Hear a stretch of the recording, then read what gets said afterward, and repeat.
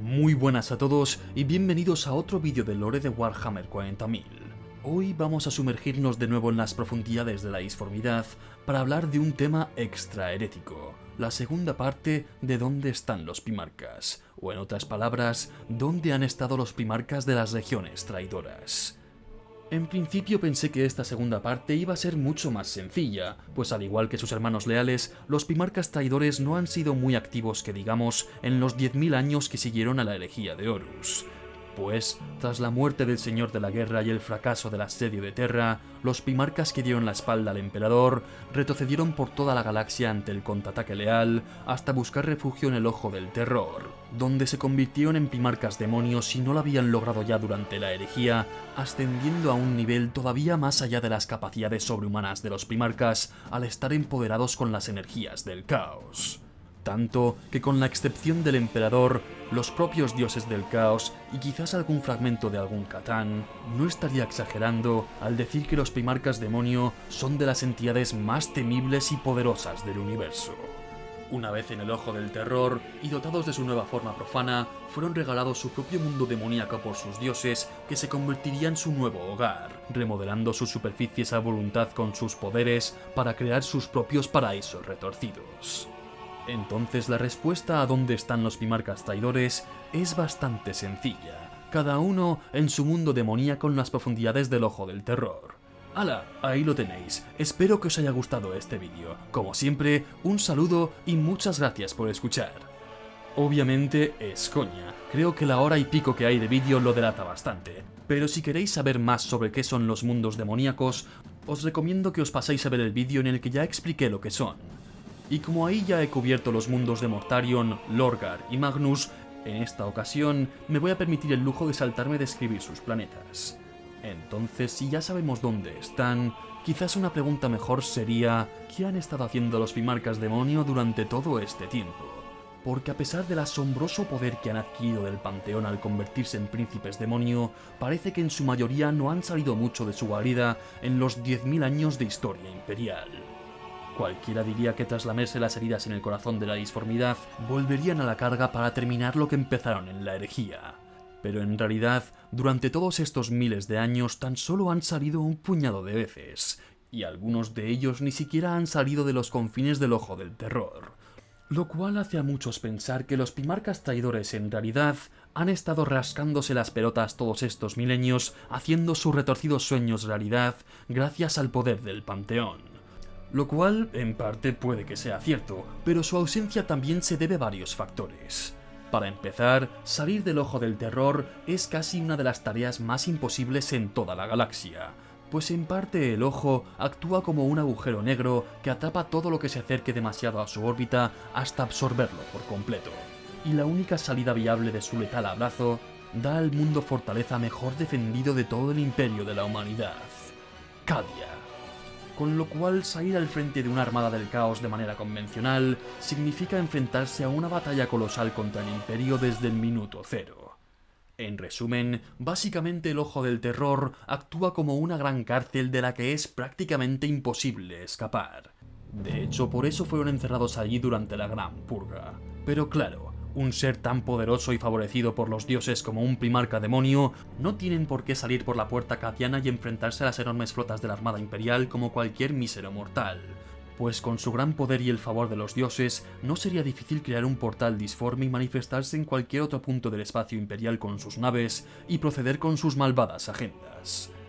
Aunque también cabe mencionar que sus nuevas formas demoníacas son una hoja de doble filo, pues ahora al convertirse en entidades demoníacas responden ante las leyes de la disformidad, con lo cual, sin tener una fuente constante de energía disforme en el plano real, no pueden mantener su presencia durante mucho tiempo. Aunque pensándolo bien, siempre podrían llevarse un buen cargamento de esclavos que sacrificar en rituales caóticos para mantener su presencia en la realidad.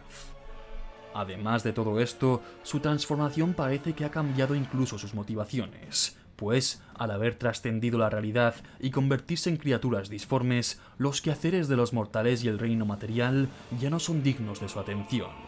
De hecho, la mayoría de los primarcas demonios sudan tanto de todo que han dejado a sus legiones prácticamente huérfanas, pues en su mayoría ni siquiera las legiones traidoras han disfrutado de la compañía de sus padres genéticos. por lo visto han preferido servir a sus nuevos maestros luchando en la eterna guerra entre los dioses, ya que todo palidece en comparación al gran juego del caos. Y si todo esto no eran suficientes motivos para justificar sus ausencias, también debemos recordar la distorsión temporal a la que están sometidos al estar sumergidos en la disformidad, pues puede que mientras para el resto de la galaxia hayan pasado 10 milenios, para ellos tan solo hayan pasado un puñado de siglos si es que siguen percibiendo el tiempo de manera convencional. Entonces, como veis, hay una gran variedad de razones por las cuales los primarcas demonio no han salido mucho del ojo del terror en todos estos años. Sin embargo, tras la apertura de la gran cicatriz y la cantidad de energía disforme inundando la galaxia, los primarcas demonio tienen mucha más libertad para caminar por el plano mortal, y mucho se especula con sus posibles retornos. En este vídeo, además de ver dónde están, hablaremos de qué les pasó tras la herejía, las pocas ocasiones en las que han salido de sus guaridas, y especularemos sobre sus posibles retornos. Y dicho esto, alejaos todo lo que podáis de los agentes de la Inquisición, porque vamos a sumergirnos en las profundidades de la herejía.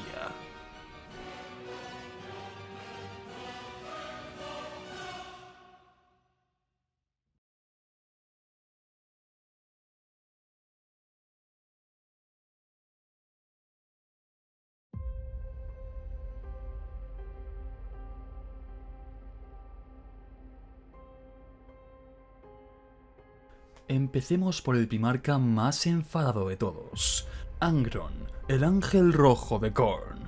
Se debate si fue Fulgrim o Angron el primer primarca en convertirse en demonio, pero es innegable que Angron fue de los primeros de sus hermanos caídos en ascender a su nueva forma terrorífica.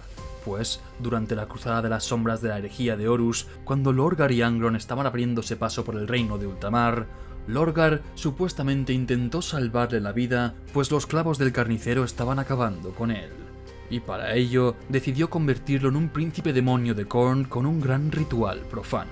Desde entonces, Angron ha quedado convertido en una auténtica tormenta de destrucción y violencia sangrienta, y después de haber intentado vengarse del emperador durante el asedio de Terra, Angron volvió al reino de Khorne para luchar en la Ciudadela de Bronce y reclamar cráneos para el trono de cráneos. Al ser de los príncipes demonio más elevados de Khorne, sería lógico pensar que Angron, en vez de rascarse las pelotas sobre su mundo demoníaco, del que por cierto no sabemos casi nada, haya sido el que más veces ha salido del ojo del terror para asolar el imperio. Pues si antes de ascender a príncipe demonio de Khorne, era un culo inquieto que no podía esperar ni un segundo para derramar la sangre del enemigo, ahora que ha quedado al servicio de Khorne, su sed de sangre tan solo se habrá multiplicado. Pero en verdad, que sepamos, Angron tan solo ha salido en 2 ocasiones de su guarida. Es cierto que durante los milenios posteriores a la herejía, Angron dio un descanso al resto de la galaxia, al parecer envuelto en el gran juego del Panteón. Sin embargo, cuando el Imperio parecía haber olvidado su terrible azote, el Ángel Rojo reapareció en el milenio 38 a la cabeza de 50.000 berserkers de Khorne para abrirse camino por el Imperio a base de masacre. Tan brutal fue el ataque de Angron que el Imperio tardó 200 años en poner fin a su estampida y desterrarle de nuevo a la disformidad. 200 largos y sangrientos años marcados por las salvajes carnicerías de Angron y sus hijos, que pasaron a ser conocidos colectivamente como el dominio del fuego.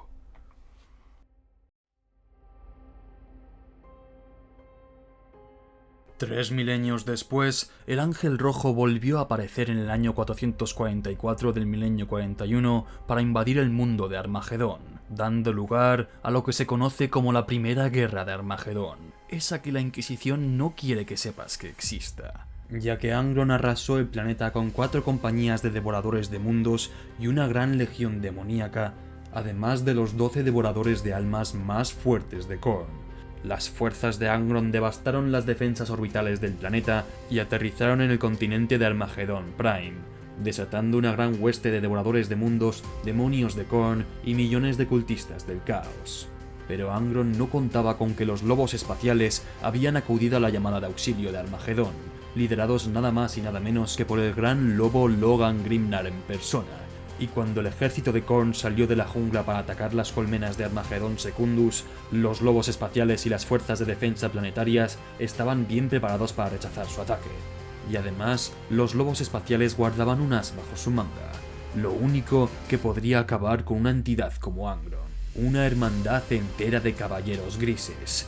El capítulo de marines espaciales psíquicos, los cazadores de demonios más prodigiosos del dios emperador, liderados por el hermano capitán Taremar Aurelian, que se teletransportaron directamente al corazón de la horda demoníaca y lucharon contra el primarca demonio y sus 12 devoradores de almas. Los caballeros grises sufrieron grandes bajas ante los ataques de Angron, pero por fin Hyperion logró romper su hoja negra en pedazos, aunque quedó inconsciente por el gran esfuerzo psíquico. Y en ese momento, mientras Angron seguía aturdido por el shock psíquico de la destrucción de su arma, el hermano capitán Aurelian logró exiliar al primarca demonio desarmado a coste de su propia vida. Tras la batalla, tan solo 13 de los 109 caballeros grises sobrevivieron. Pero Angron al fin había sido exiliado y no podría volver a atormentar los mundos de la realidad hasta dentro de otros 100 años. Las colmenas de Infernus y Hellrich habían sobrevivido, pero el monolito de cráneos que había levantado Angron seguía en pie, y las nefarias energías del caos seguirían manchando la jungla y otras zonas de Armagedón, incluso hasta el día de hoy. De hecho, Angron causó tanta herejía sobre el planeta de Armagedón que los caballeros grises se vieron obligados a exterminar a toda la población que había sobrevivido, independientemente de si habían defendido el planeta o no. Y esto a los lobos espaciales no les sentó nada bien. Tanto que incluso llegaron a las armas contra los caballeros grises y la propia Inquisición. Pero eso es un tema para otro vídeo. Después de la apertura de la Gran Cicatriz, se especula mucho con el retorno de los primarcas caídos, y todos estamos esperando el momento en que Angron salga de la disformidad para volver a masacrar los mundos de la realidad. De momento sabemos que ha habido un intento de volver a invocarle al plano real sobre el planeta de Armagedón, ya que al ser el último lugar donde se manifestó, se rumorea que podría ser el lugar donde reaparezca. Sin embargo, ese ritual tan infame fue interrumpido gracias a las acciones del capítulo de las salamandras, así que nadie sabe cuándo será la próxima vez que Angron salga para cosechar cráneos en nombre de Khorne, pero muchos creen que cuando salga, volverá al mundo de Armagedón para reclamar su venganza.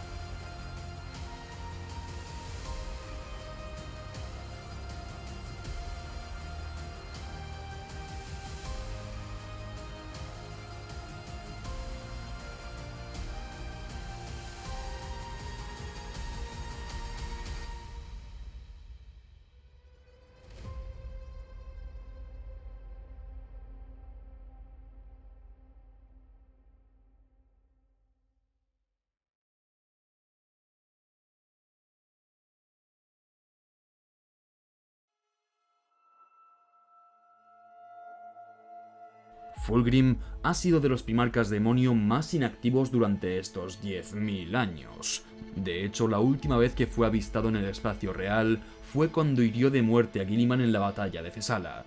Desde entonces, Fulgrim, como la serpiente que es, se ha retirado a su guarida sobre su mundo demoníaco en el Ojo del Terror, donde crea, juega y experimenta con sensaciones tan intensas como depravadas, cuando no está en el reino de la sedienta, retozando con los demonios más exaltados de Slaanesh. Sin embargo, la ubicación de su mundo demoníaco, su nombre y su naturaleza nos es completamente desconocida. Ni siquiera los hijos del emperador saben dónde se encuentra el mundo de placer ilimitado que Slaanesh le regaló a su primarca, y han quedado sin su liderazgo desde los días de la herejía. Es más, de los muchos marines del caos, cultistas de Slaanesh y agentes de la Inquisición que han intentado dar con su guarida, nadie ha vuelto para contarlo. Aunque sí es cierto que sabemos que Fulgrim interrumpió sus orgías de sensación al menos en una ocasión para acudir a la llamada de una baliza de los hijos del emperador que alguien había activado sobre el mundo muerto de Istvan III, allá donde Horus reveló su traición por primera vez. Y al llegar, se encontró con un grupo de 1000 hijos que también habían detectado la baliza y el legionario que le había convocado. El Dreadnought modelo desprecio del venerable Raylanor, el anciano de los ritos de los hijos del emperador. Posiblemente el último miembro leal de los hijos del emperador que fueron traicionados aquel fatídico día, que había sobrevivido durante miles de años después de la masacre en un hangar colapsado, obsesionado con tan solo una idea: matar a su padre con una bomba del virus devorador de vida que había encontrado intacta en el hangar, para así descargar sobre él la justicia del emperador y vengarse por traer aquí a sus hijos a morir. Sin embargo, los 1000 hijos rápidamente contuvieron la explosión de la bomba con sus poderes psíquicos, dando así libertad a Fulgrim para que jugueteara con Raylanor, arrancándole los brazos mecánicos del Dreadnought para que dejara de incomodarle con sus ataques. Y mientras tanto, el primarca demonio provocaba y tentaba al anciano, ofreciéndole volver a la Legión con un nuevo cuerpo reluciente si tan solo aceptara servir al Príncipe Oscuro. Pero Raylanor rechazó todas sus ofrendas, exclamando su lealtad al emperador una última vez, mientras Fulgrim lo sacaba de su sarcófago y lo hacía colgar en alto con sus manos mientras se preparaba para dar el golpe de gracia. Y fue esta increíble muestra de honor y grandeza de Raylanor frente a la infinita malicia de Fulgrim la que inspiró tanto a uno de los hechiceros de los 1000 hijos como para matar a sus compañeros y bajar el escudo que contenía la explosión, aniquilando una vez más toda vida sobre Eastbound 3 con tal de que Fulgrim recibiera su castigo.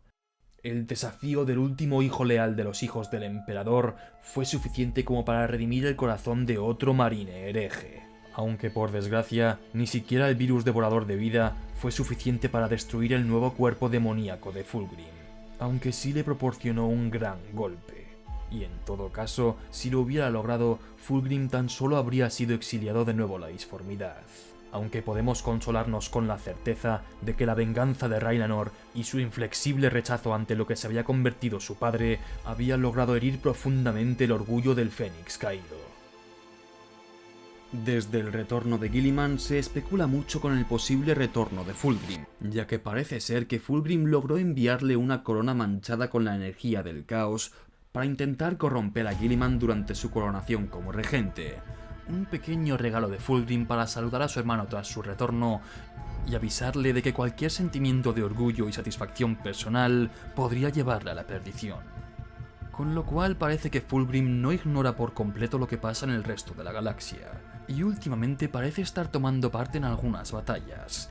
De hecho, algunos especulan que participó en la 13ª Cruzada Negra durante lo que se conoce como la Cacofonía de Extremis 6, donde se rumorea que había una gran serpiente demoníaca apoyando a las fuerzas de Slaanesh, masacrando regimientos de la Guardia Imperial enteros, lo cual encaja bastante con la descripción y el poder de Fulgrim. Por otro lado, tras la apertura de la Gran Cicatriz, Fulgrim en persona lideró a sus hijos del emperador en un ataque contra el mundo imperial de Savist, donde se batió contra las fuerzas de las Manos de Hierro. Pero por muchas ansias de venganza que tuvieran los hijos del Gorgón contra el asesino de su padre, la derrota era inevitable. Y al final, el capitán Grolbok se enfrentó cara a cara al primarca, sacrificando su vida noblemente ante las hojas de Fulgrim en un intento de ganar tiempo para que sus hermanos evacuaran el planeta. Así pues, todo parece indicar que la gran serpiente de Slaanesh ha vuelto a las andadas, y puede que nos den más información sobre qué ha estado haciendo estos 10.000 años, aparte de emborracharse de placer y satisfacción personal en el burdel demoníaco más perverso de la galaxia. Y en mi opinión, si Guilliman ha vuelto, Fulgrim también debería volver para que podamos ver la revancha tras la batalla de Cesala.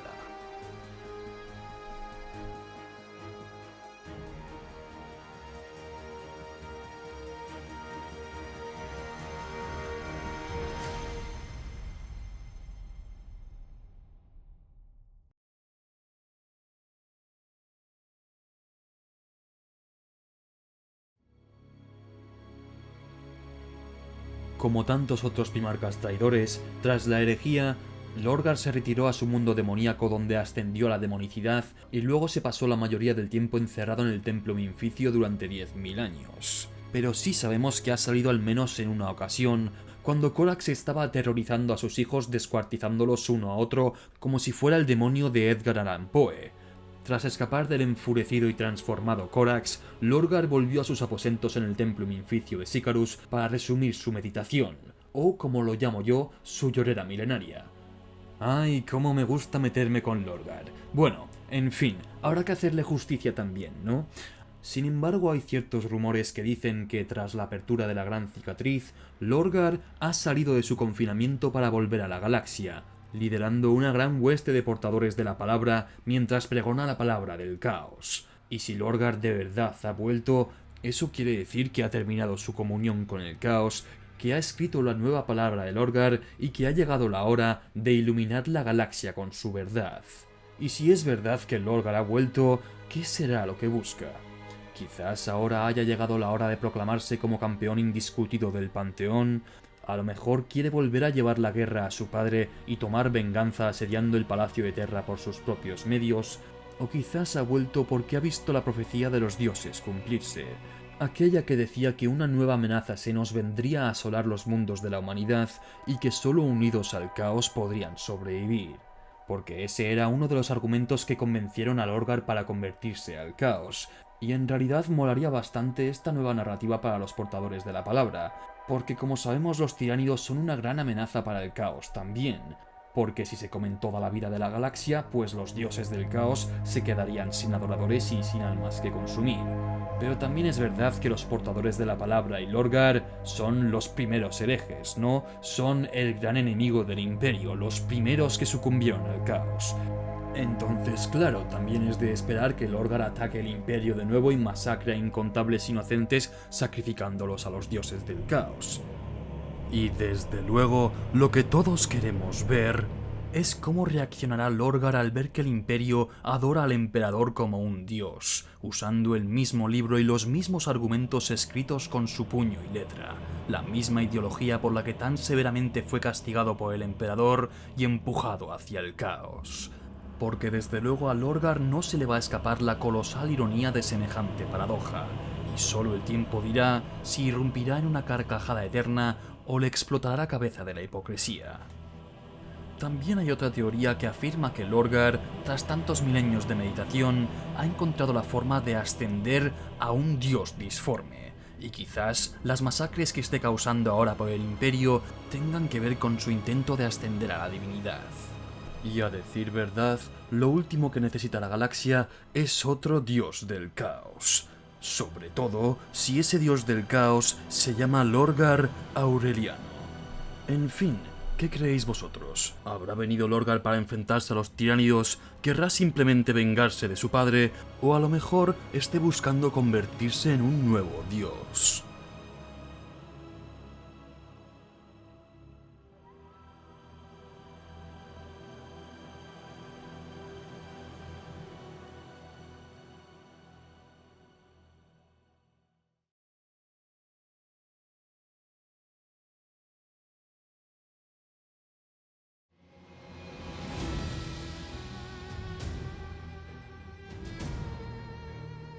Mortarion, el Señor de la Muerte, el Rey Pálido y el Príncipe de la Decadencia también se recluyó en el Ojo del Terror tras la herejía, y fue entregado su propio mundo demoníaco por Nargel, moldeándolo con su nuevo poder hasta convertirlo en un espejo disforme de Barbarus, donde crea nuevas enfermedades tan virulentas como contagiosas para asolar el reino mortal.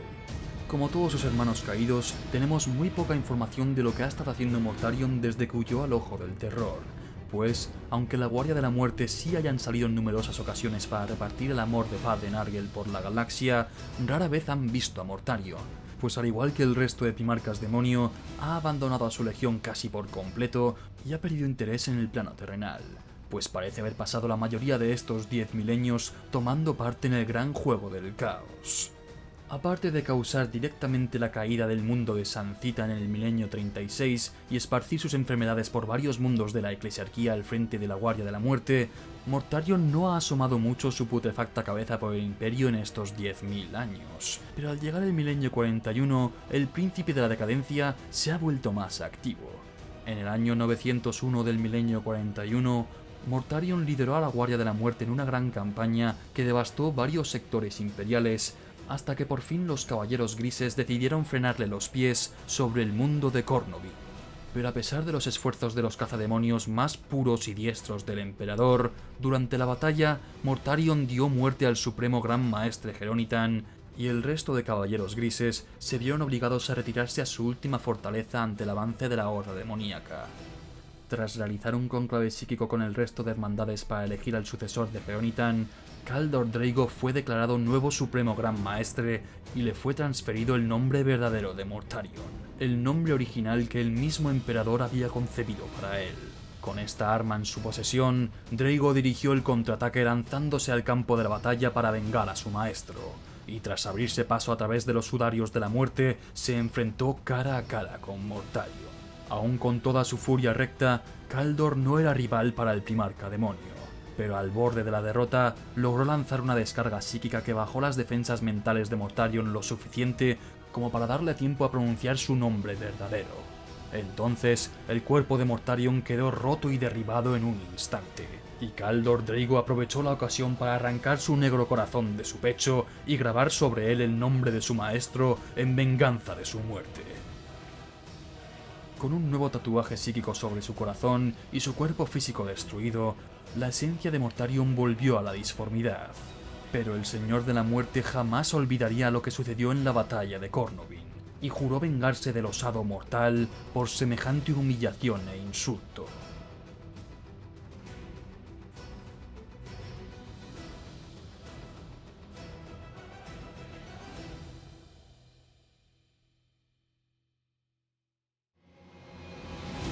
Aparte de salir del planeta de la plaga para asolar el Imperio, sabemos que tras la apertura de la Gran Cicatriz, Mortarion también ha chocado contra otras legiones traidoras, concretamente contra su hermano Perturabo y los Guerreros de Hierro, en lo que se conoce como la Guerra del Óxido y la Ruina, de la que hablaremos un poco más adelante cuando cubramos al Señor de Hierro, pero de momento centrémonos en la trama principal. Pues tras oír noticias del regreso de su hermano Guilliman, Mortarion ardió con odio sobre el planeta de la plaga, jurando llevar la putrefacción al reino de Ultramar ante las masas congregadas de la Guardia de la Muerte. Lo cual es un tanto extraño, ¿no? Pues en principio, Mortarion y Guilliman, que sepamos, no tienen una rivalidad especial, ni una historia de disputas, enfrentamientos o rencores, más allá de la que tendría cualquier primarca traidor con uno leal, y viceversa. Y si Mortarion tuviera alguna enemistad personal con otro primarca, en todo caso sería Magnus por aquello que pasó durante el concilio de Nikea, o Jaghatai Khan, quien le venció en duelo no una, sino 2 veces durante la herejía de Horus. Entonces, si volviera el Khan, pues sí me esperaría que Mortarion hiciera todo lo posible por vengarse. Pero ¿qué motivos tendrá el Rey Pálido para odiar tanto a Guilliman? Quizás, al haber resucitado y escapado a la muerte, Mortarion se lo haya tomado como una afrenta personal contra su título o su dios. Quizás haya habido alguna disputa entre los hermanos durante la gran cruzada de la que no hayamos oído nada, o quizás es que simplemente Ultramar era tan pulcra y bonita que ofendía demasiado a Nargel y decidió enviar a su primarca demonio para reclamarla para sí. Sea como fuere, Mortarion se dispuso a reclamar el reino de Ultramar y anexarlo al jardín de Nargel, y a poder ser corromper o dar muerte a su hermano en el proceso. Así, durante la oscuridad que siguió a la apertura de la Gran Cicatriz, las tormentas disformes vomitaron plagas que levantaban a los muertos sobre los mundos del Segmentum Ultima, y los cultos de la corrupción se alzaron en Ultramar para tratar de invocar aliados del más allá, hasta que finalmente cayeron 3 sistemas enteros contagiados por las plagas de Nargel. 3 sistemas que pasaron a ser conocidos como las Estrellas del Azote, reinadas respectivamente por Typhus, Mortarion y Kugath, los campeones más pestilentes del dios de la plaga. Las Estrellas del Azote harían de base de operaciones de la Guardia de la Muerte y las legiones demoníacas de Nargel, quienes saldrían dirigidas por Mortarion para continuar su invasión de Ultramar, hasta que por fin Guilliman volvió a su hogar con sus marines primaris para liberarlo de las garras de Mortarion, y sus fuerzas chocarían en una serie de enfrentamientos a lo largo de los 500 mundos, conocidos colectivamente como las Guerras de la Plaga. Y las Guerras de la Plaga os aviso que tienen unos spoilers bastante gordos, así que quien avisa no es traidor, pero voy a intentar resumir bastante para no irme por las ramas demasiado, ya que es un tema que merece su propio vídeo. De hecho, si queréis verlo un poquito más en profundidad, hablé de ello en mi vídeo de celebración de los 10.000 suscriptores, así que hasta que haga un vídeo centrado en el tema per se, podéis ir viéndolo allí. Pero bueno, en fin, como iba diciendo, Mortarion culminó sus planes para acabar con su hermano sobre Ajax, provocando a Guilliman para atacarle sobre el mundo jardín que estaba a medio camino de ser consumido por el jardín de Nargel.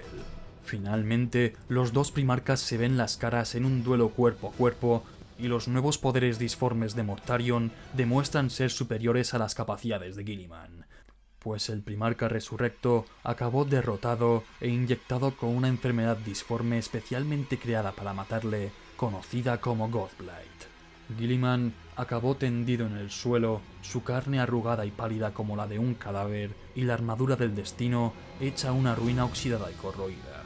Pero cuando su hermano parecía haber muerto por completo, Mortarion notó una presencia colosal moverse en la disformidad, y de repente el cuerpo de Guilliman se alzó, canalizando el poder divino del emperador. Mortarion no podía dar crédito a lo que veía, pues su padre, el propio emperador, parecía estar dirigiéndose a él a través de su hermano, llamándole traidor y monstruo que había traicionado todo lo que se suponía que debía defender, añadiendo que a su vez era una víctima de sus propias acciones y que quizás algún día podría ser salvado, pero por ahora debía volver con el maestro que había elegido. Y tras esas últimas palabras, Mortarion fue arrastrado por Nargel hasta su mansión antes de que el poder del anatema pudiera alcanzarle. Y es ahí donde acaba la historia de Mortarion, estupefacto, incrédulo, aterrorizado, impotente e increíblemente frustrado tras haber presenciado el poder directo de su padre manifestándose para arrebatarle la victoria de manera imposible. Al final, Mortarion ha fallado en tomar Ultramar, ha fallado en matar a Guilliman y sobre todo ha fallado a Padre Nargel. Y ahora deberá vérselas cara a cara con su dios para atenerse las consecuencias. Pero con las últimas palabras que dirigió el emperador, puede que todavía haya esperanzas de redimir el alma de Mortarion. Y a lo mejor en el futuro, el Señor de la Muerte sea purificado por el emperador y veamos un Mortarion leal volver a las filas del Imperio. Pero de momento tendremos que esperar a ver cómo sigue la historia del Rey Pálido.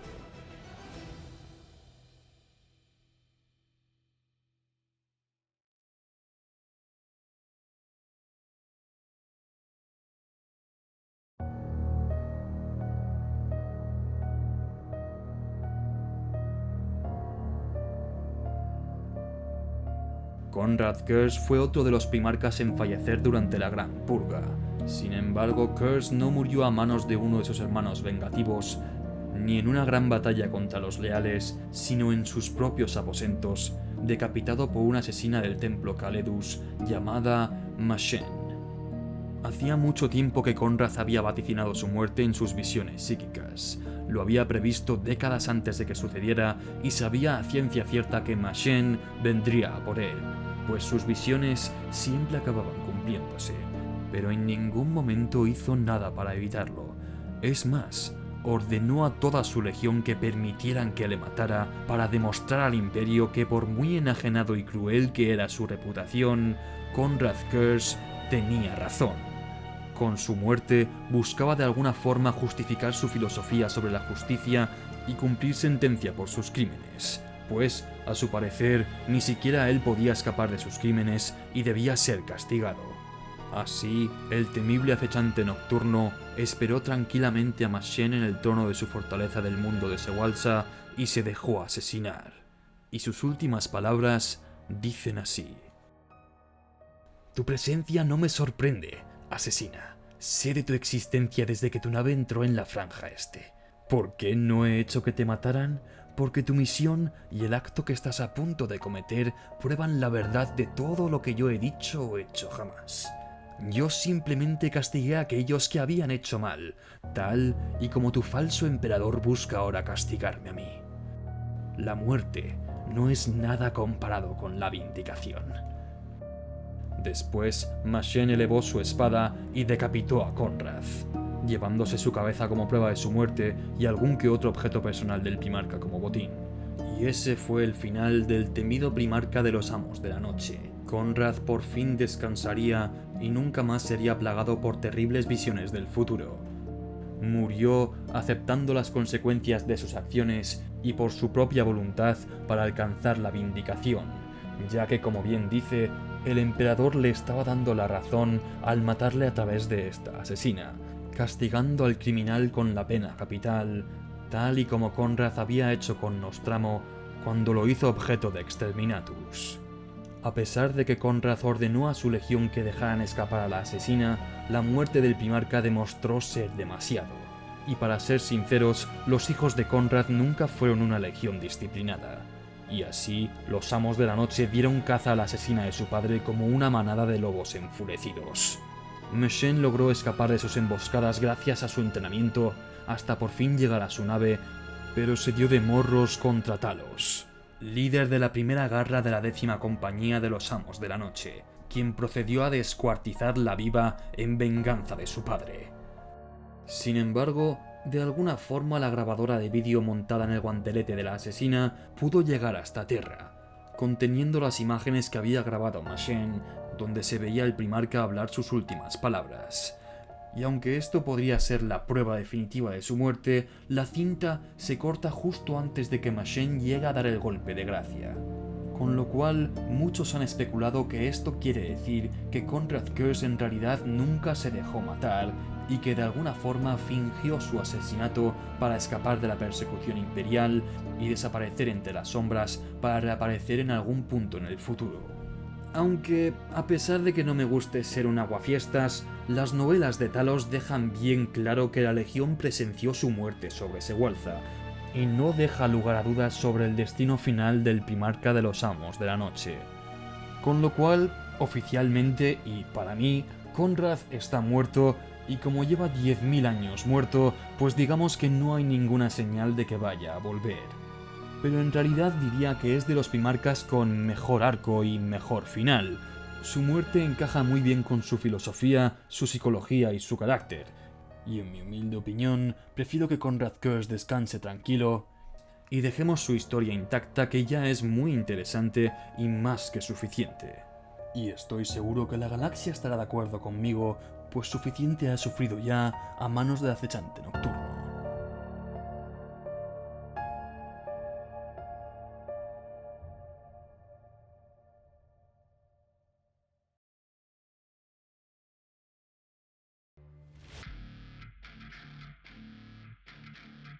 Perturabo quizás sea el primarca demonio más misterioso de todos. Lo único que se sabe de él es que después de la batalla de la Jaula de Hierro, en la que demostró ser más prodigioso que su hermano, recaudó un gran botín de semilla genética de los puños imperiales y la ofreció como sacrificio a los dioses del caos, quienes le convirtieron en un príncipe demonio del caos unificado.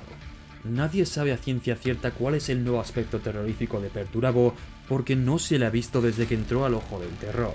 Pero yo me apostaría el cuello a que se parece a una fortaleza demoníaca con patas o una gran torreta con miles de cañones demoníacos.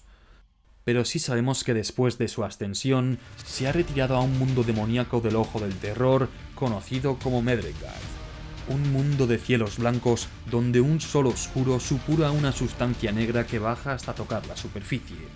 Medrengard está completamente cubierto de un laberinto de fortalezas, torres altas, torretas, trincheras y todos los demás juguetes favoritos de Perturabo.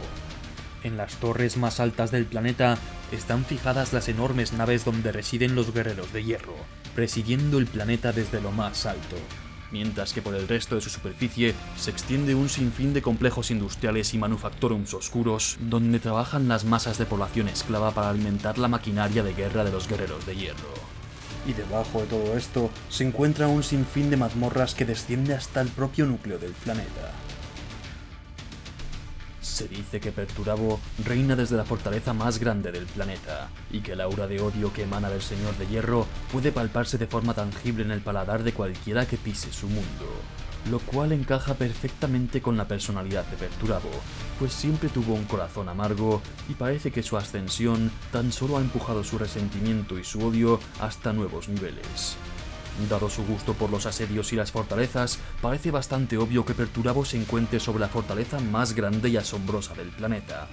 Pero para mí quizás tendría más sentido que estuviera bajo tierra en un inmenso búnker repleto de cogitadores y cables enchufados a su cuerpo, proporcionándole mares de información y datos estratégicos para planear su próxima gran guerra.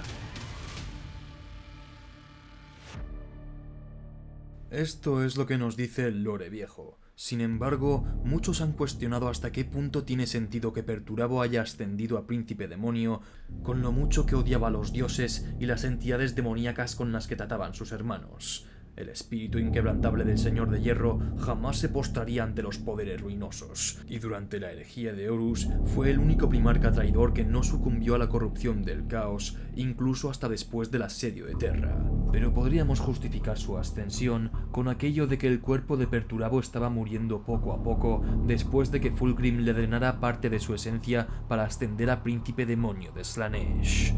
Entonces puede que convertirse en primarca demonio del caos unificado fuera la única manera que tuviera Perturabo de sobrevivir, al transformarse en un ser verdaderamente inmortal y no quedar atado a la voluntad de ningún dios en concreto.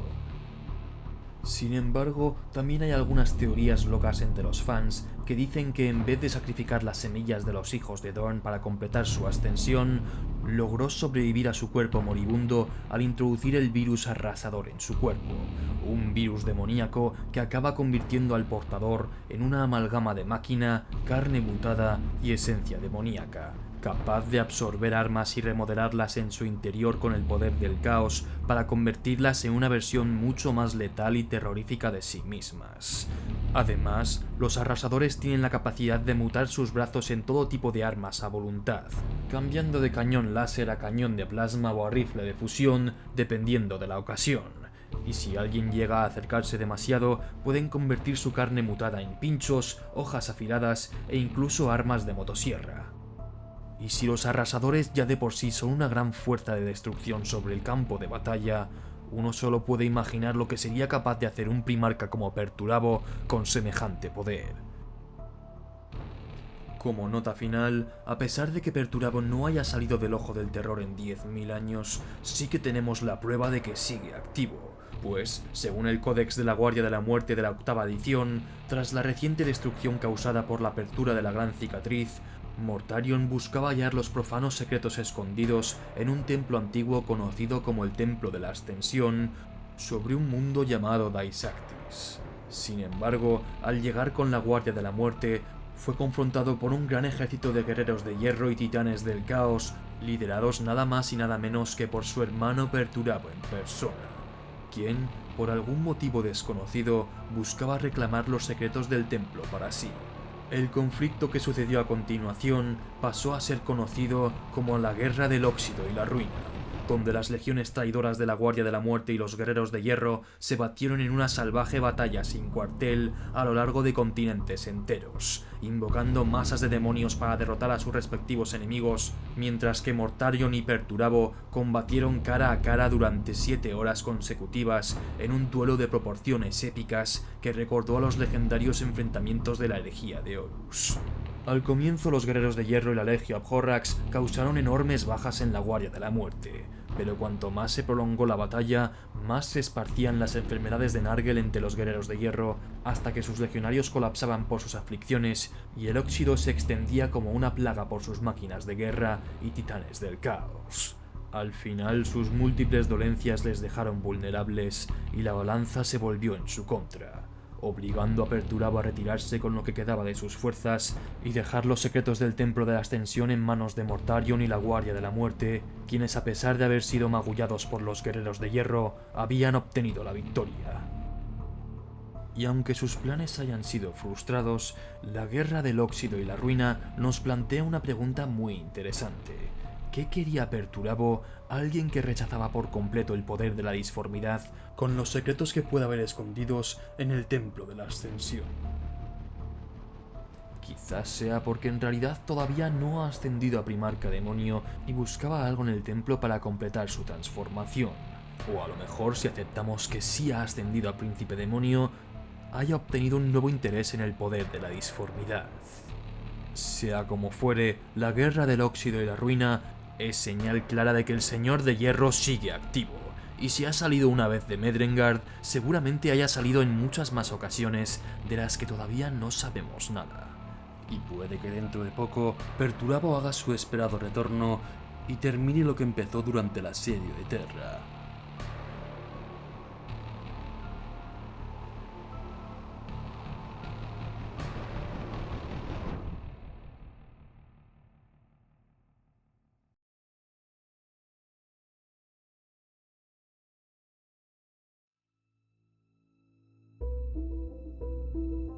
Magnus fue el primer primarca traidor en hacerse con su propio mundo demoníaco, pues durante la quema de Próspero, Magnus logró teletransportar a su legión al planeta de los hechiceros en el Ojo del Terror.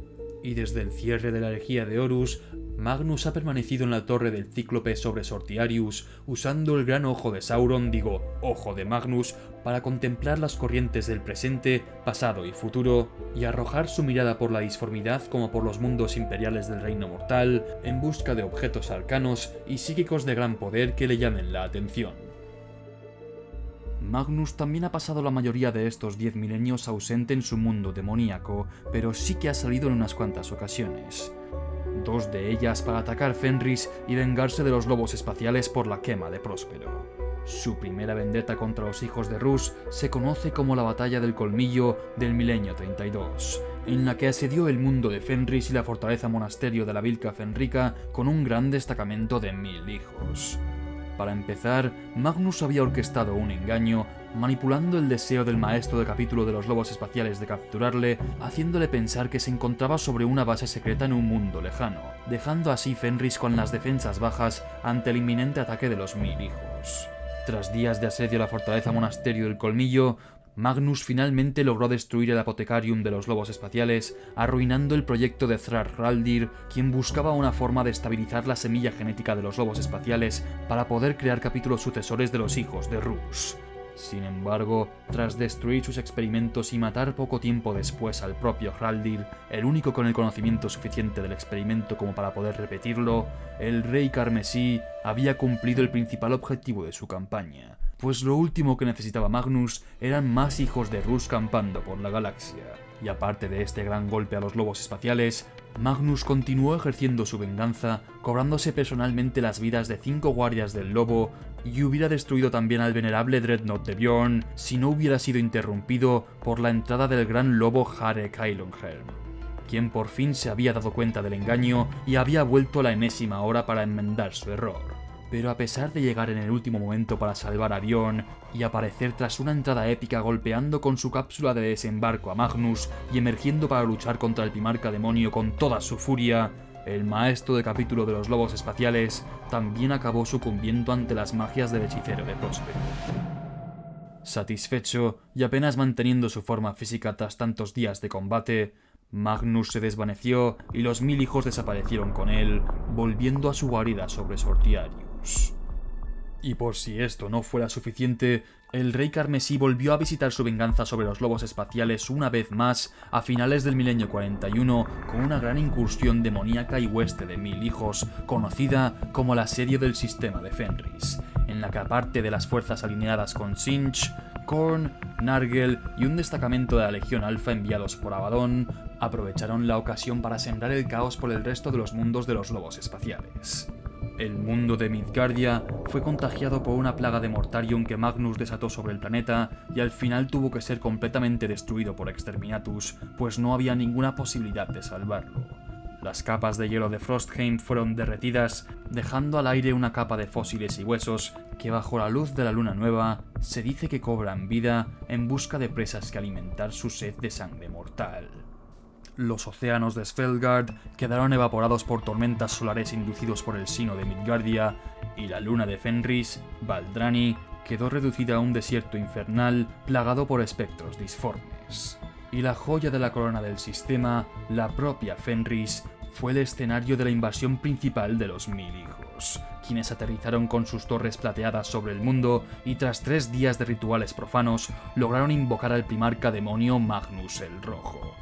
Y la sola presencia del rey carmesí provocó un surgir de la actividad volcánica que desató ríos de lava, desplazamientos de glaciares y fenómenos disformes que convirtieron Fenris en un paisaje infernal, mientras las torres plateadas de los 1000 hijos se posicionaban sobre los nexos de poder de Fenris para destruirlos sistemáticamente y destrozar así el planeta desde el interior.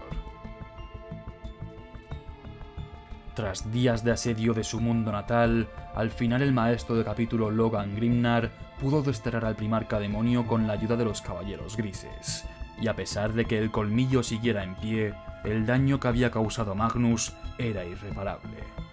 El sistema de Fenris había sido completamente arrasado por las fuerzas del caos, sus defensas aplastadas y varios de sus mundos habían sido lugar de invasiones demoníacas sin precedentes. Y para más Inri, tal y como pasó en Armagedón, los supervivientes humanos de la campaña tuvieron que ser purgados por el Ordo Hereticus y los Caballeros Grises, pues habían sido testigos de la terrible presencia de un primarca demonio. Y a regañadientes, Grimnar tuvo que aceptar el exterminio total de las tribus de guerreros de Fenris. Entonces, como podéis ver, a pesar de tener toda la galaxia para realizar incursiones, Magnus ha optado por atacar Fenris no una, sino 2 veces en 10.000 años, lo cual no parece mucho en realidad, pero en cuanto a primarcas demonios se refiere, 2 salidas del Ojo del Terror son multitud. Y si salir del Ojo del Terror conlleva una gran cantidad de poder y energía disforme, haberlo hecho para atacar 2 veces el mismo planeta es la prueba irrefutable de que las heridas de la quema de Próspero siguen abiertas y de lo mucho que Magnus odia a los lobos de Fenris. Y aunque sus incursiones hayan causado daños incalculables a los hijos de Rus, dudo que Magnus y los 1000 hijos hayan terminado con los planes que tienen guardados para ellos. Por último, aparte de salir del Ojo del Terror para reventar Fenris 2 veces, Magnus también salió a saludar a su hermanito Guilliman e intentar impedir que llegara a Terra tras su resurrección. Y ya que estaba, si podía invadir Terra y matar al emperador, pues 2 pájaros con un tiro, supongo. ¿Lo pilláis? Tzeentch, Magnus, pájaros, ¿eh? Sin embargo, después de luchar con Guilliman sobre la superficie de la luna, nada más y nada menos, las fuerzas imperiales lograron deshacerse de él, y Magnus volvió a la disformidad sin cumplir su misión. Aunque Magnus sí ha vuelto a la galaxia de alguna forma, pues con la energía desatada en su invasión del sistema de Fenris y el sacrificio de Midgardia, Magnus ha podido materializar de forma permanente su mundo demoníaco en el sistema de Próspero para reclamar su antiguo hogar. Y Sortiarius ha traído consigo una gran tormenta disforme que ha cubierto todo el sistema, permitiendo a los demonios manifestarse por doquier, dificultando el paso de naves imperiales y dando a los 1000 hijos y Magnus un nuevo cuartel general en territorio imperial, desde el que lanzar sus nuevas incursiones al plano real. Entonces, al menos en este caso, podemos confirmar que Magnus por fin ha vuelto a la galaxia, y el Imperio tiembla ante lo que pueda significar el retorno de uno de los primarcas caídos.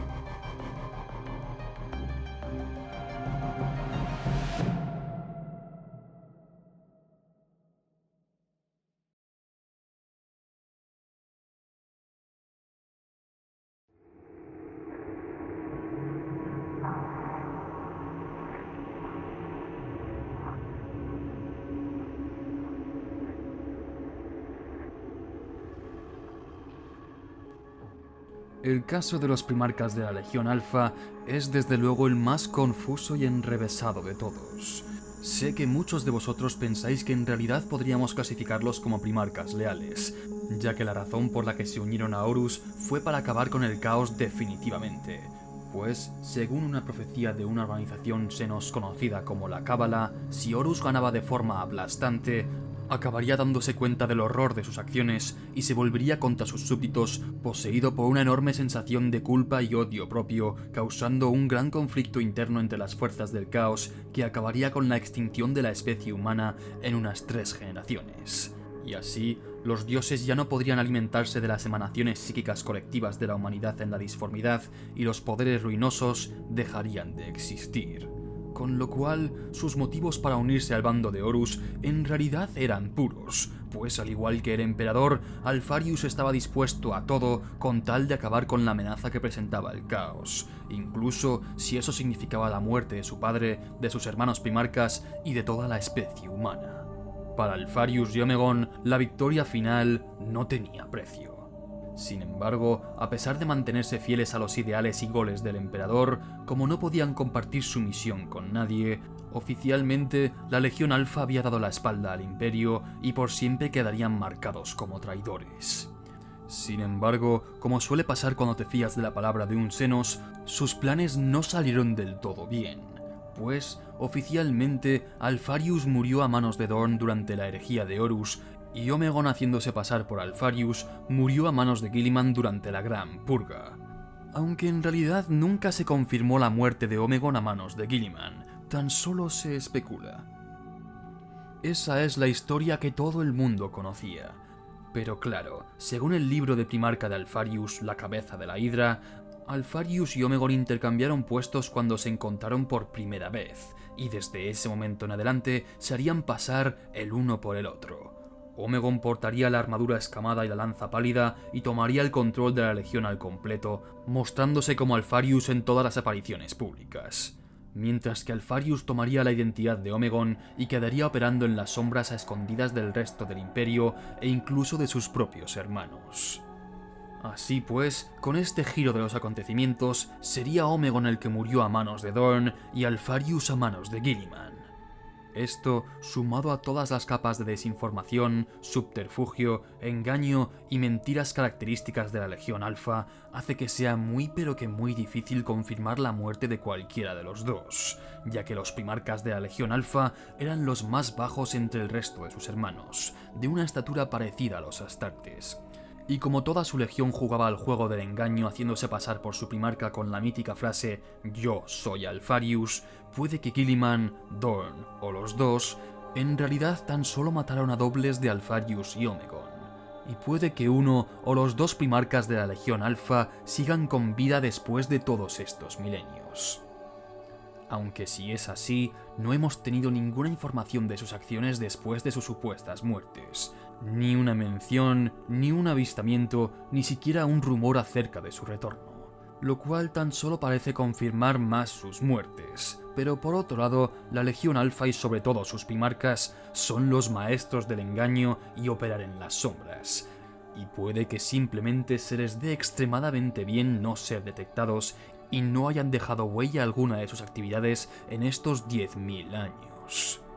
Dicho esto, sí tenemos cierta información que debería aclarar algo acerca de sus muertes, pues al morir Omegon a manos de Dorn en su ataque a Pluto, Alpharius, que todavía se hacía pasar por Omegon, sintió la muerte de su hermano en sus carnes desde la beta y de alguna forma sabía a ciencia cierta que su gemelo había desaparecido para siempre, con lo cual eso dejaría la muerte de Omegon confirmada. Y en cuanto a la muerte de Alpharius, pues digamos que es complicado, pues durante la Gran Purga, la Legión Alfa, al contrario que el resto de las legiones traidoras, no huyó al ojo del terror, sino al este galáctico, donde libraron su batalla final contra los ultramarines sobre el mundo de Skrandor. Pero tras morir su supuesto primarca a manos de Guilliman, la Legión no pareció sufrir ningún golpe a su moral y siguió actuando como si nada hubiera cambiado, combatiendo con la misma cohesión y eficiencia de siempre. Y en consecuencia, muchos han especulado que en realidad el primarca que mató Guilliman no era ningún primarca, sino algún legionario haciéndose pasar por su padre. Sin embargo, tras la batalla de Skrandor, la Legión Alfa quedó fragmentada en diferentes células, algunas leales y otras herejes, que se han escondido o bien en el ojo del terror o en sus muchas bases secretas repartidas por el Imperio. Esta fragmentación de la Legión tras la supuesta muerte de Alpharius bien podría ser la prueba de su veracidad. O a lo mejor tan solo fue otro engaño más que le permitió fingir su muerte a los ojos del Imperio y seguir operando desde las sombras. En fin, desde luego la sensación desde fuera es que ambos están muertos, ya que tras sus muertes no hemos vuelto a ver a ninguno de los dos y no ha habido ninguna mención en el trasfondo de las operaciones de los primarcas de la Legión Alfa en los 10.000 años de historia posteriores.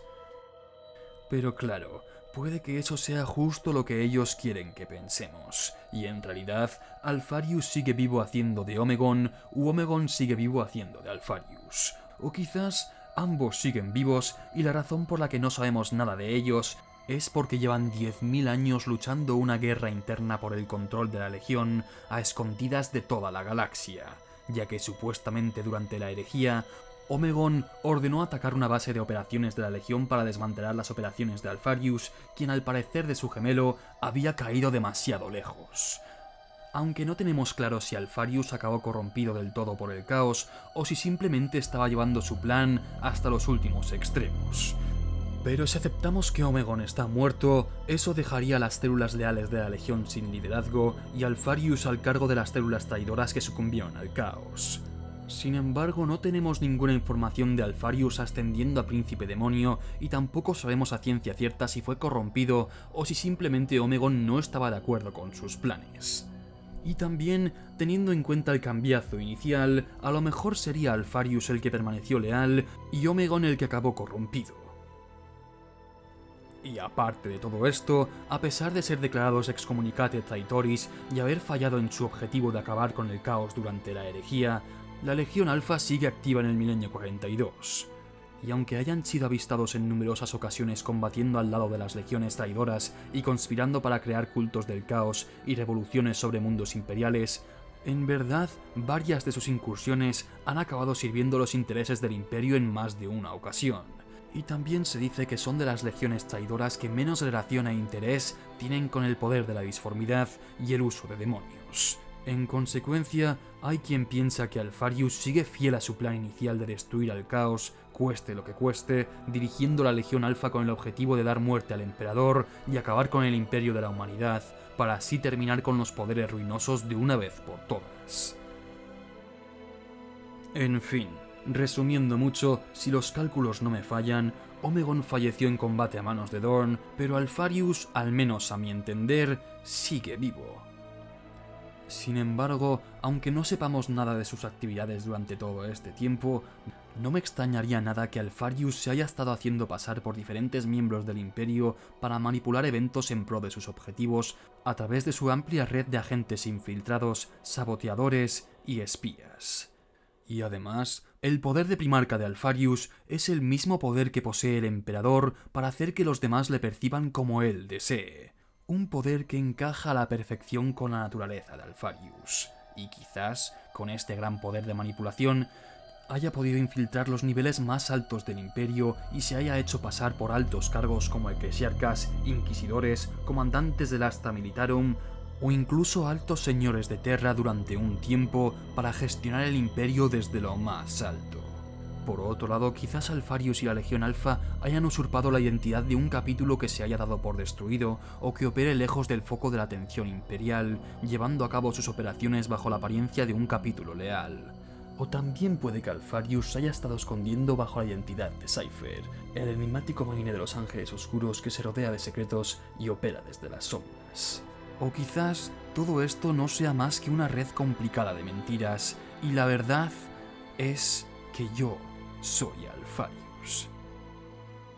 En fin, como veis, el destino final de los primarcas de la Legión Alfa es una trama muy pero que muy compleja, llena de giros inesperados, engaños y mentiras, ya que uno nunca puede fiarse de lo que diga la serpiente y la hidra es una bestia de muchas cabezas, y por mucho que cortes una, siempre saldrán otras dos para tomar su lugar. En fin, ¿qué opináis vosotros de todo esto? ¿Cuál de los dos creéis que sigue vivo? ¿Cuál es leal? ¿Cuál es hereje? ¿Qué objetivos tendrán ahora en el Milenio 42? Todo está abierto a especulación, así que dejadme un comentario con vuestra teoría favorita, porque hasta que no nos den más información, tan solo podemos teorizar.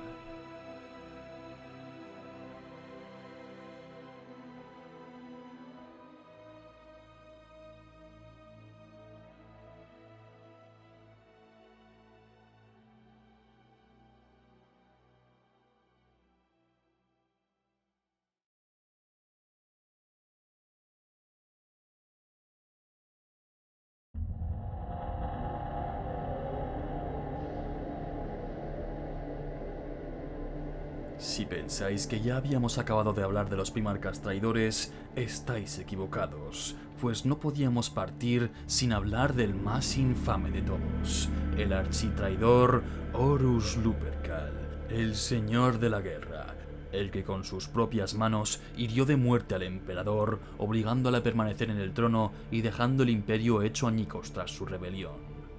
Sin embargo, el temido Horus Lupercal jamás volverá para atormentar la galaxia, pues como bien sabemos, su alma fue completamente aniquilada por el emperador con su ataque psíquico más poderoso, para que los dioses del caos no pudieran reclamar su alma y nunca más volviera tras su muerte.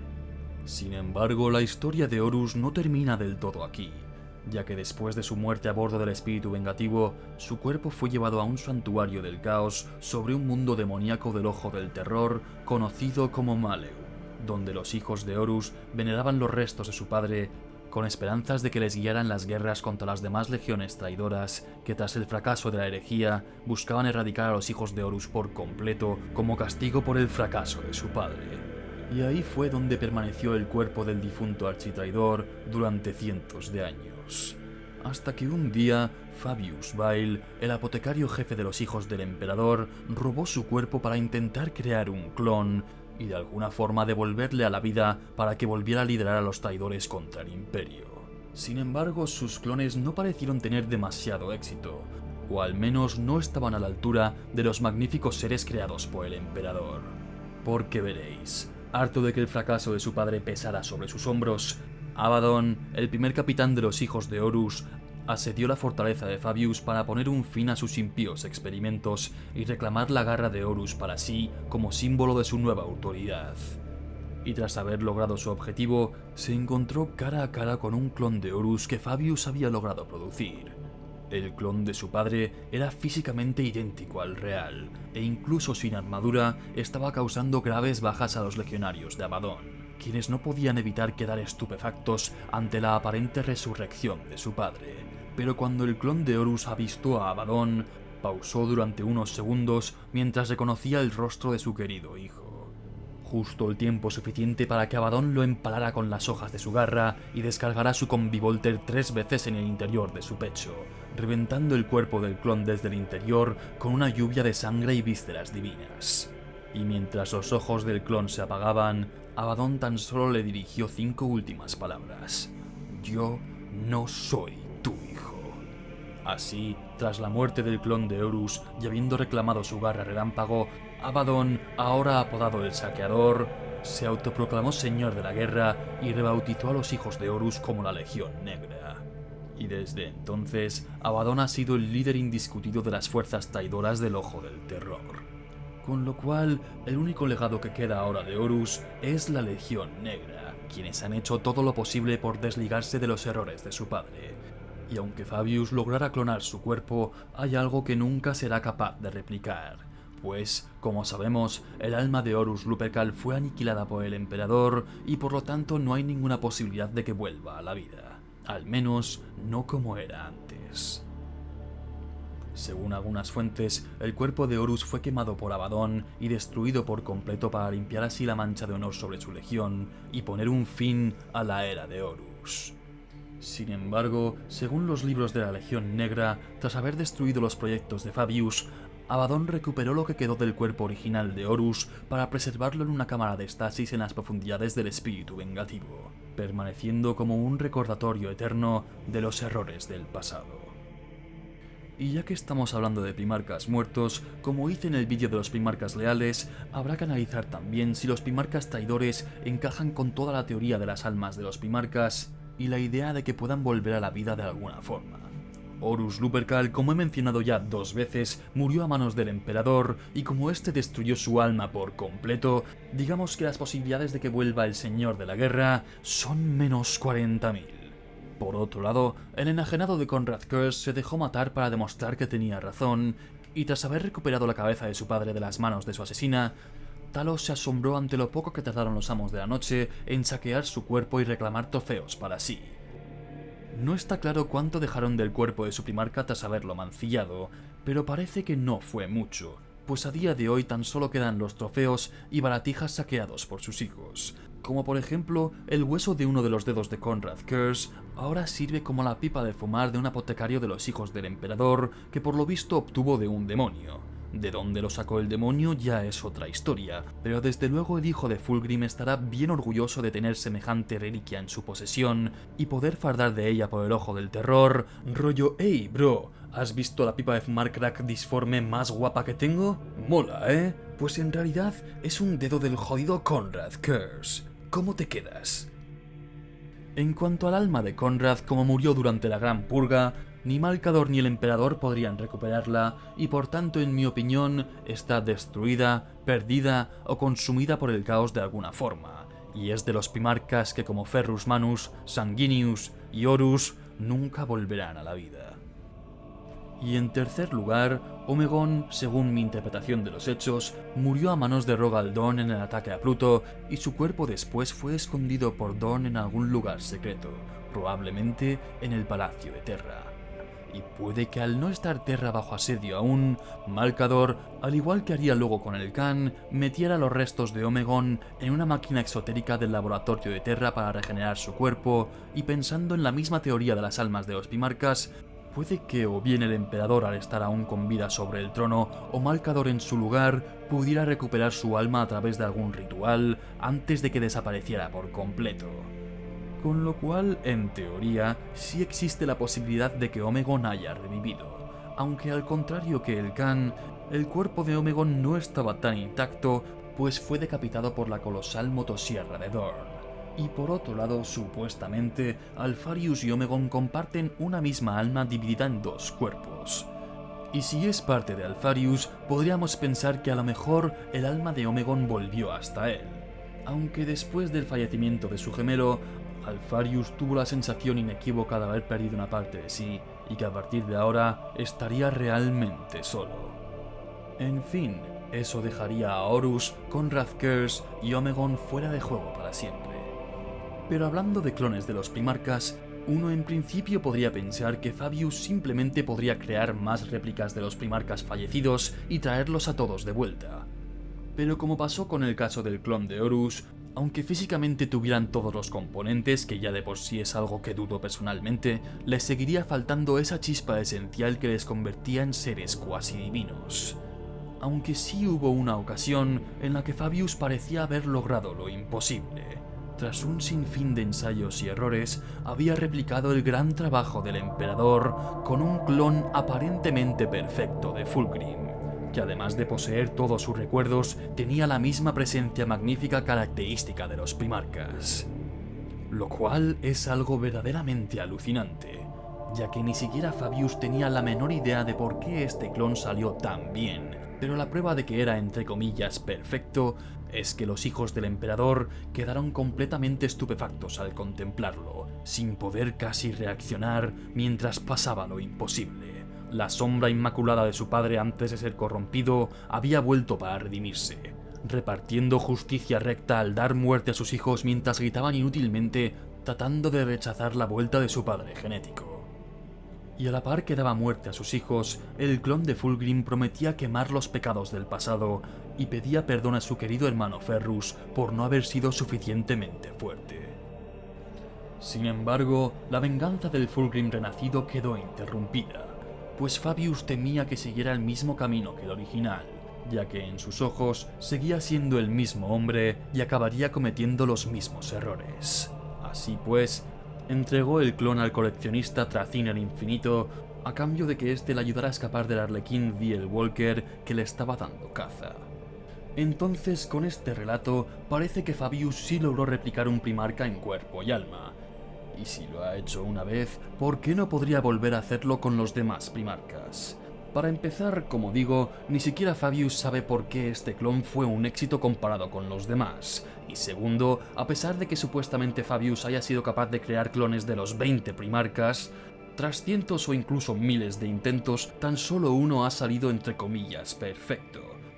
Pero teniendo en cuenta la teoría de sus almas, si el de Ferrus está con el emperador y el de Horus fue aniquilada, puede que el alma de Fulgrim de alguna forma se haya metido en este nuevo cuerpo.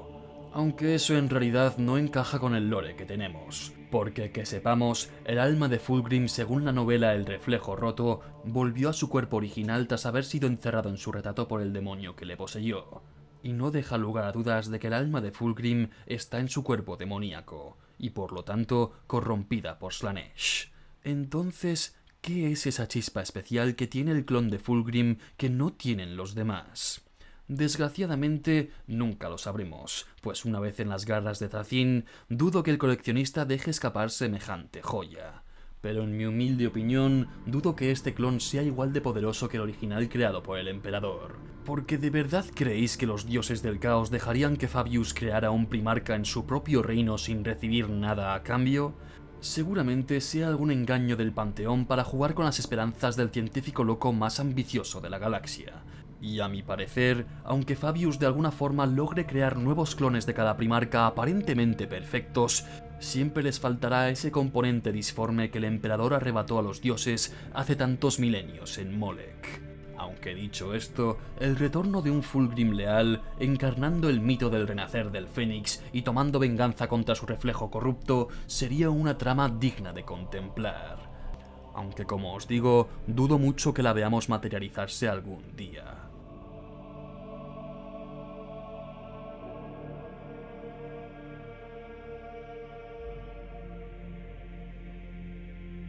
Por último, toca hablar de la posible redención de los primarcas, pues, como el propio emperador ha sugerido que Mortarion podría ser salvado, eso abre la puerta a que los demás también puedan ser redimidos de alguna forma.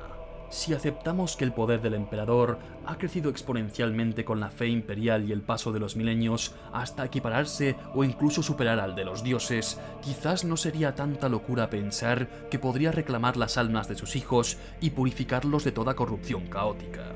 Pero por otro lado, está bastante establecido que una vez entregas tu alma a un dios del caos, les pertenecerá para siempre y quedarás atado a ellos por el resto de la eternidad. Y los primarcas traidores, al haberse convertido en príncipes demonio, pues digamos que han llegado a la máxima profundidad de la corrupción caótica, y ahora más que individuos, se tratan de entidades disformes per se, extensiones del poder de su dios patrón. En otras palabras, para los primarcas demonio no hay vuelta atrás. Aunque he de admitir que Mortarion es un caso un tanto especial, pues es el único primarca demonio que no es la entidad más favorecida por su dios, ya que en ojos de Nargel, Typhus es más digno de su favor. Lo cual tiene que ver con que Mortarion todavía reniega de la idea de ser un esclavo y prefiere su autonomía a servir los designios de Nargel. De hecho, Typhus le echa en cara que su plan de matar a Guilliman era tremendamente egoísta, pues iba en contra de los deseos de Nargel, y parece que ahora, tras ser arrastrado a su mansión, va a tener que enfrentarse a la ira de su dios.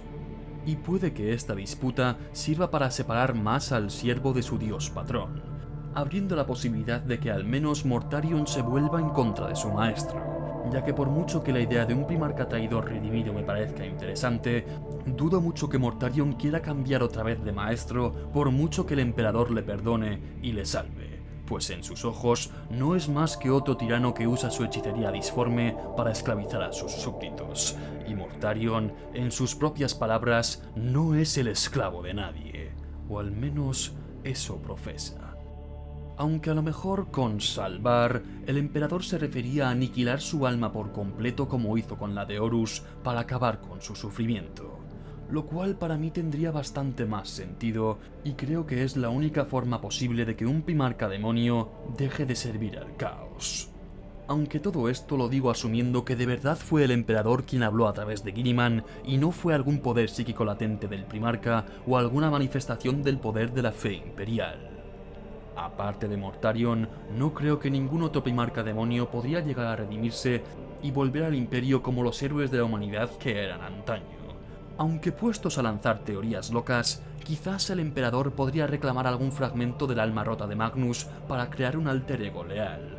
Y siempre existe la posibilidad de que Alpharius, antaño primarca traidor, aparezca de nuevo en el bando leal de alguna forma, o que el clon perfecto de Fulgrim se libere del museo de Thracyn y vuelva a combatir también para el imperio. Aunque en mi humilde opinión, estos tan solo son sueños utópicos de una mente que no sabe que la esperanza es el primer paso en el camino hacia la decepción, ya que una vez el caos se apodere de ti, incluso si eres hijo del dios emperador, jamás quedarás libre de su vil abrazo.